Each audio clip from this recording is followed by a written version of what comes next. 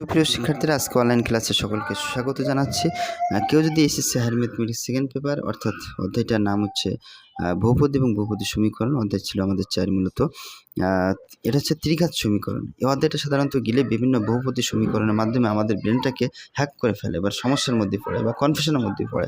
অথবা আমার যাতে হ্যাক বা কনফিউশন না পড়তে হয় যে স্যার আমি কী করব, কোন সূত্র কখন কী ব্যবহার করব, তার জন্য তোমাদের এই সূত্রগুলো অবশ্যই লাগবে। যেমন ত্রিঘাত সমীকরণের আমরা আগে কিন্তু দ্বিঘাত সমীকরণ নিয়ে আলোচনা করছিলাম, এবার ত্রিঘাত সমীকরণের ক্ষেত্রে মাথায় রাখবা যে ত্রিঘাতের একটা সমীকরণ দেওয়া আছে। কীভাবে বুঝবে? পাওয়ারে দেখো 3 আছে, x³ যোগ bx² যোগ cx যোগ d = 0 ত্রিঘাত সমীকরণ পাওয়ারে 3। ত্রিঘাত সমীকরণ যখন হবে মূল হবে 3টা। এখানে লিখছি তোরাই অর্থ 3, মূল তোরাই হচ্ছে একটা আলফা ধরছি, একটা বেটা, একটা গামা। বন্ধুরা, আমি এইভাবে কিন্তু আলফা এবং গামা দিয়ে থাকি আর কি। এখন এই সূত্র কিন্তু আমাদের লাগবে।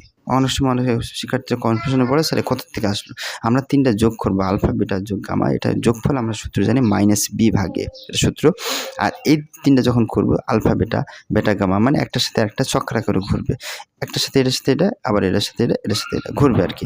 তাহলে আলফা বেটা যোগ বেটা গামা যোগ গামা আলফা সমান সূত্র জানি c ভাগে, আর এই 3টার গুণফল অর্থাৎ আলফা বেটা গামা সমান -d ভাগে। এই সূত্র কিন্তু আমরা পদে পদে যে কোনো ক্ষেত্রে যখন অঙ্ক করব বারবারই কিন্তু আমাদের লাগবে। অ্যাডমিশন পরীক্ষায় তো অবশ্যই লাগবে, আর বোর্ড পরীক্ষায় তো অবশ্য। তাই তোমাদের কাছে রিকোয়েস্ট সম্পূর্ণ দেখার জন্য